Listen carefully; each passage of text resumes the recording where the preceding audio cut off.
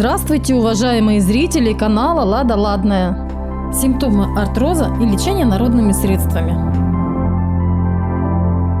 Напоминаю, что данное видео имеет информационный характер. Для лечения необходимо обратиться к врачу.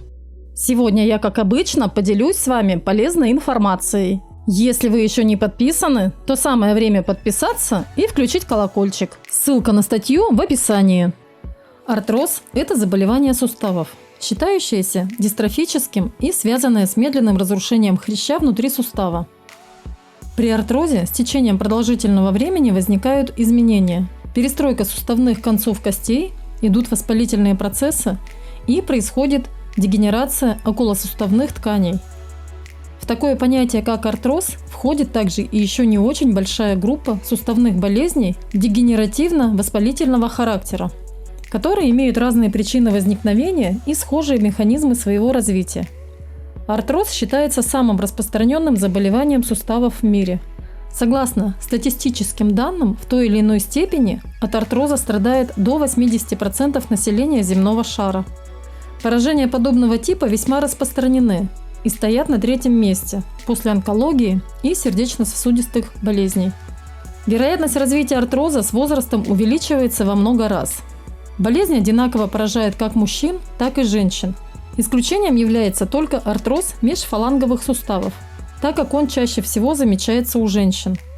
Артроз настигает людей в трудоспособном возрасте от 30 лет, и с каждым годом число заболевших стабильно и неуклонно возрастает. Симптомы артроза. Симптомом артроза является боль при нагрузке на сустав, которая утихает, когда сустав в покое. Снижение подвижности сустава, хруст, чувство напряжения мышц в области сустава. Периодически пораженный артрозом сустав может опухать, а со временем деформируется. Рассмотрим следующие 4 большие группы симптомов артроза. Боль. Наличие болевых ощущений – это первый признак артроза суставов. Можно предположить, что при любых их повреждениях возникает подобное ощущение. Но при артрозе боль имеет некоторые особенности. Во-первых, это возникновение резких болей или значительного дискомфорта во время совершения движений. Локализована она будет в том месте, в котором располагается больной сустав. Когда человек останавливает движение и переходит в состояние покоя, боль проходит. По ночам неприятных ощущений человек практически не испытывает. Разве только во время переворотов туловища. Найдя оптимальное положение, пациент спокойно засыпает. Появляются боли во время отдыха лишь на этапе прогрессирования болезни. Они имеют некоторую схожесть с зубными прострелами, когда человек не может заснуть. Проявляют себя ближе к утру, к 5 часам. Итак, в начале боли практически нет. Она может ощущаться лишь при нагрузке или пальпации. Со временем страдания человека усиливаются, а суставу требуется все больше периодов покоя. Затем жизнь и вовсе превращается в пытку. Гиалиновый хрящ истончается, кость обнажается, начинают разрастаться остеофиты. Острые боли мучают практически непрестанно, еще больше усиливаясь в непогоду и полнолуние. Хруст. Не менее показательным симптомом артроза является наличие хруста. Он становится слышен из-за того, что мягкость вращения костей в суставе снижена. Они трутся друг от друга, вследствие чего и возникает характерный звук. Хруст можно услышать и при других болезнях, и даже когда суставы здоровы. Но именно артрозный хруст отличается своим сухим звучанием. Чем больше прогрессирует болезнь, тем ярче становится звук. При этом, если слышен хруст, то будет ощущаться и боль. Именно это дает возможность отличить звук, издаваемый суставами при артрозе, от обычного безобидного пощелкивания. Снижение подвижности в суставах – это еще один характерный симптом артроза. На начальной стадии это явление не беспокоит больного, но с прогрессированием артроза прорастание костных новообразований приводит к тому, что мышцы спазмируются, а суставная щель практически полностью исчезает. Это и является причиной обездвиженности конечности в месте поражения. Деформация сустава. Его видоизменение обуславливается тем, что на поверхности костей разрастаются остеофиты и прибывает синовиальная жидкость. Хотя деформация – это один из наиболее поздних симптомов, когда артроз поразил сустав уже в значительной степени. Лечение артроза народными средствами. Компресс с хреном от боли в суставах. Некоторые люди не могут вылечить артроз долгое время. А я могу рассказать вам хороший рецепт народного лечения артроза, которым многие успешно вылечили деформирующий артроз и даже перелом шейки бедра. Скорее купите хрен или сорвите у себя в огороде. Измельчите на терке корни, а потом пусть они распарятся в воде на медленном огне. Но вода не должна закипать. Положите полученный состав на холщовую ткань, предварительно намочив и ее таким снадобьем. А потом приложите на пораженные места. Запаситесь сушеными корнями и для зимы. Когда снова будет необходимо, измельчите корни, распарьте и приложите к больным местам. Компресс от артроза. Многие пожилые люди постоянно болеют артрозом и страдают отложением солей. В этом случае следует обратить свое внимание на средства народной медицины, которые иногда намного эффективнее, нежели традиционная медицина. Возьмите 5% медицинский йод, 10% нашатырный спирт, цветочный майский мед, медицинскую желчь и глицерин. Все компоненты возьмите в равных пропорциях. Перемешайте их и настаивайте в течение 10 дней вместе, где нет солнечных лучей. Перед тем, как будете делать компрессы, взболтайте смесь. Перелейте часть отвара в маленькую банку и подогрейте на водяной бане. Потом смочите салфетки в этом подогретом отваре и положите на сустав перед тем, как лечь спать. Поверх положите целлофан и ткань из шерсти. Проводите такое лечение каждый день, пока не будете здоровы. Как снять боли в суставах с помощью капусты? Давно известный препарат для устранения болезненных ощущений при артрозе – листья капусты. Это растение приносит пользу и при использовании в повседневном рационе, и при применении в качестве компресса. Существует два распространенных способа лечения артроза с помощью свежих капустных листьев в народной медицине. Каждый из них по-своему хорош, а эффект оба дают примерно одинаковый. Первый вариант – сок из капустных листьев. В народной медицине капустный сок издавна применяется, когда необходимо уменьшить болевой синдром, возникающий у пациентов с остеоартрозом суставов. И эффективность такого метода достаточно высока. Приготовить капустный сок можно, если взять качан средних размеров и разрезать его ножом на куски средней величины. После этого ломтики капусты перекладываются в миску, лучше эмалированную, но можно и в металлическую, сделанную из металла, который не подвержен окислению. Затем капусту нужно хорошенько размять с помощью толкушки или просто руками и сложить получившуюся массу в соковыжималку. Средство для приготовления компресса готово. Теперь понадобится небольшой отрез шерстяной ткани или небольшое изделие из шерсти. При этом материя должна быть чисто шерстяной, без добавления синтетических волокон. Намочив ткань в соке капусты так, чтобы материал полностью пропитался, компресс аккуратно прикладывают к больному суставу. Регулярность прикладывания компрессов 1 раз в день. Лучше делать это по вечерам. Хранить готовый капустный сок разрешается не дольше 3 суток. Держать его нужно в темном месте. Второй вариант – компресс из листа. Готовить ничего практически не нужно. Это даже проще, чем делать компресс с соком капусты. Рекомендуется вечером, перед тем, как отправиться спать, снять с крупного кочана капусты самые большие сочные листья. Они должны быть свежими, не подсохшими. Затем на вогнутую поверхность листьев наносится мед, как правило цветочный. И этой же стороной лист прикладывается к болезненному суставу. Усилить эффект от компресса помогает полиэтиленовая пленка и отрез материи из шерсти, которую накладывают поверх свежего листика капусты. Компресс из капустного листа оставляют на всю ночь, а на следующий день убирают и удаляют оставшийся мед с помощью теплой воды. Повторять процедуру советуют на протяжении не меньше, чем 1 месяца. Такой длительный период терапии объясняется тем, что лечебные ингредиенты постепенно накапливаются в пораженных тканях и начинают работать с течением времени. Растирка для снятия болей в суставах с сухим корнем девисила. Рецептура этого препарата из арсенала народной медицины очень проста. Приготовить его можно очень легко, а пользоваться потом возможно на протяжении длительного времени, поскольку средство сохраняется долго. Для изготовления растирки нужно приобрести в любой аптеке населенного пункта сухой корень девисила и соединить высушенные фрагменты растения с водкой. Соотношение в рецепте прилагается следующее: 50 грамм девисила плюс 125 мл водки. Смесь нужно хорошо перемешать и оставить для настаивания. Поставить посуду со смесью рекомендуется в какое-нибудь темное место, чтобы на нее не попадали солнечные лучи. Время, которое необходимо, чтобы смесь настоялась, составляет не менее 12 суток. По прошествии этого периода растирку можно наносить на кожу в районе больного сустава. Делают это ежедневно до тех пор, пока не исчезнет боль. Лечебные компрессы из овсянки. Действенное средство при артрозе – овсяные хлопья, которые обычно можно найти на кухне в любой семье. Хлопья «Геркулес» или другие изделия из овсяных зерен в количестве 4-5 столовых ложек нужно залить водой, которая предварительно была доведена до кипения.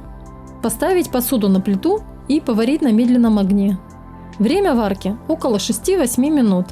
Воды должно быть немного. Каша должна получиться вязкой.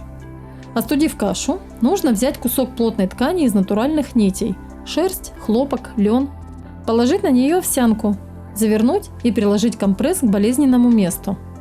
Для лучшего эффекта ткань закрывают полиэтиленовой пленкой и прибинтовывают к телу. Держат компресс из овсянки на протяжении всей ночи. Каждый раз перед приготовлением компресса варят свежую овсянку. Это важно. Спустя сутки все полезные вещества в ней уже разрушаются. Хотя можно хранить сваренную кашу в течение 24 часов. Лучше все-таки приготовить новую. Компрессы с кефиром и яичной скорлупой. Скорлупу куриных яиц растирают до состояния порошка, а потом тщательно перемешивают с кефиром. Его добавляют столько, чтобы смесь получилась густой. Затем получившуюся кашицу заворачивают в льняную материю, сворачивают ткань в виде конвертика и прикладывают к больному суставу. Поверх накладывают полиэтилен и закрепляют компресс на теле. Рекомендуется оставить примочку на 2-2,5 часа и выполнять процедуру ежедневно. Эффект применения такого компресса основан в том числе и на том, что яичные скорлупки содержат много кальция, а он нужен для нормальной работы суставов. Компресс из мела и простокваши. Вместо скорлупы можно добавить в смесь мел. Обычно мелок, которым пишут на школьной доске, растирает в ступке до состояния порошка. Мел, применяемый в строительстве, для изготовления такого компресса не подходит. В нем присутствует множество включений, которые при попадании на кожу могут нанести вред здоровью человека. К порошку из мела добавляют кефир, либо другой молочный продукт, сметану или же простоквашу. Все ингредиенты тщательно смешивают. Масса должна получиться густой. Ее наносят на пострадавший сустав и герметично закрывают куском полиэтиленовой пленки или целлофановым пакетом. Компресс оставляют на теле на несколько часов, на всю ночь. На следующее утро снимают и убирают остатки смеси салфеткой. Такой компресс, сделанный из мела с молочными продуктами, утверждают знатоки, помогает снять болезненные ощущения и одновременно оказывает благоприятное воздействие на процесс кровообращения и снижает проявление отеков. Лечение цветками одуванчика. Одуванчики давно известны в качестве эффективного средства, которое хорошо действует при болезнях суставов. Для пациентов с артрозом предлагается применять это растение в двух разных вариантах. Первый способ. Для приготовления компресса понадобятся цветки одуванчика, собранные в мае. Соцветия можно использовать свежими, а можно высушить, чтобы применять в домашнем лечении позже. Если компресс планируется готовить из свежесобранных цветов, нужно взять 5 бутонов, хорошенько вымыть их под предварительно прокипяченной водой. После этого соцветия необходимо переживать так, чтобы получилась, кажется, не очень густой консистенции. Компресс из заранее заготовленных сушеных одуванчиков готовится и из цветков, и из листьев. Горсточку сухих растений заливают кипящей водой, немного остужают смесь, а затем пережевывают ее. Получившуюся кашицу прикладывают к больному суставу, закрывают сверху полиэтиленовой пленкой и оставляют на некоторое время. Делать такой компресс рекомендуется ежедневно. Второй способ. Можно использовать настой из одуванчиков. Его готовят из свежих или сухих цветов и одеколона тройного. Понадобится 5 стеклянных бутылок, изготовленных именно из темного стекла. Каждую нужно заполнить одуванчиками до половины. После этого в бутылке аккуратно наливается одеколон тройной, так, чтобы жидкость доходила до горлышка. Затем бутылки закрывают крышками. Их ставят в темное место, где комнатная температура. Настаивать одуванчики нужно не менее 30 дней. Спустя 30 дней настой процеживают, и можно использовать лекарства. Делать это очень просто. Просто втирать болезненные участки легкими движениями. Лучше всего проводить эту процедуру по вечерам, накануне того, как отправляются в постель. И выполнять такую процедуру необходимо регулярно, ежедневно. Эффект в виде исчезновения болевого синдрома, как правило, наблюдается спустя 5-8 недель. Можно использовать одновременно обе методики терапии артроза с применением одуванчиков, чередуя компрессы с втираниями настойки. Это, по словам опытных людей, оказывает максимально сильное действие. Притирка на основе меда. Боль в суставах в народной медицине снимают медовыми растирками. Для их приготовления необходим мед, а также глицерин, спирт и раствор йода. Соотношение примерно в одних и тех же пропорциях. Все ингредиенты хорошенько перемешиваются. Смесь оставляется для настаивания на 2-3 часа. Потом ее можно сразу использовать. Смесью пропитывают кусочек ваты и аккуратно смазывают им кожу в районе болезненного сустава. Движение при этом совершается в направлении снизу вверх. Чтобы эффект был лучше, рекомендуется смазывать не только один сустав, но и кожу вокруг, ниже и выше, что помогает улучшить кровоток в суставе. Притирка, приготовленная на основании меда, снимает болевой синдром и в то же время помогает лучше усваивать полезные ингредиенты. Мед активно способствует тому, что они быстрее проникают в кожу и с кровотоком попадают в пораженный сустав. Лечебные сосновые ванны. Хорошее известное народное средство для терапии больных суставов у пациентов с артрозом – хвоя сосны. Ее используют для приготовления лечебных ванн. Принимать такие ванны не только полезно, но и приятно. Эфирные масла хвойных деревьев оказывают расслабляющее и успокаивающее действие. Чтобы приготовить хвойную ванну, потребуется несколько сосновых веток с хвоей. И еще топинамбур, земляная груша, несколько клубней, которые нужно порезать на небольшие кусочки. Ветки и кусочки топинамбура опускают в ванну, наполненную горячей водой. Туда же добавляют чайную ложечку скипидара, приготовленного из сосновой смолы, живичного. Можно еще добавить килограмм соли морской и 2 ложки меда столовых. Находиться в ароматной ванне рекомендуется не более 20 минут. После этого кожу вытирают полотенцем, а на области болезненного сустава рисуют сеточку йодом и смазывают это место цветочным медом. Для усиления эффекта на больную область прикладывают распаренную сетку из внутреннего жира свиного. Чтобы результат был стойким, хвойные ванны советуют принимать в течение 10-12 дней ежедневно. Массаж в морской воде. На примере ноги. В тазик насыпать 3 столовые ложки соли и 3 столовые ложки соды пищевой. Залить горячей водой, как нога терпит. И прямо в воде делать массаж всех пальчиков и подошвы минут 15-20. Не вытирая, надеть на ноги шерстяные носки и лечь в постель. После 1 месяца солевых ванн наступит облегчение. Продолжать лечение еще 2 месяца. Луковый отвар снимает боли. Помойте 2 луковицы больших размеров, почистите и эту шелуху измельчите. Шелуху и луковицы нужно проварить в 1 литре дистиллированной воды до тех пор, пока лук не разварится. Принимайте такой отвар по стакану 3 раза в день перед едой. Потом шелуху можно выбросить, а лук использовать в дальнейшем как понадобится, в кулинарии, например. Курс 1 неделя. Ванны из сенной трухи. При болях в конечностях сделайте ванны из сенной трухи. Это листья, семена, стебли, цветки. Возьмите 3-5 горстей этой трухи и залейте кипятком. Потом закройте банку крышкой и дайте остыть отвару до 31 градуса. В ванну можно вылить отвар вместе с трухой. Продолжительность ванны составляет около получаса. Также можно оборачивать руки и ноги тканью, предварительно смоченной в этом отваре. Также очень хорошо помогает и другой народный метод лечения болей в ногах. Это ножные ванны. Такие ванны готовят по следующему рецепту. Положите теплые выжимки солода в кадушку, потом поставьте туда ноги. Подержите около получаса. Можно пользоваться и виноградными выжимками. Это даже еще лучше. Благодарю вас за просмотр. Поделитесь моим видео в социальных сетях. Будьте здоровы и заходите ко мне на канал, чтобы не пропустить новое видео.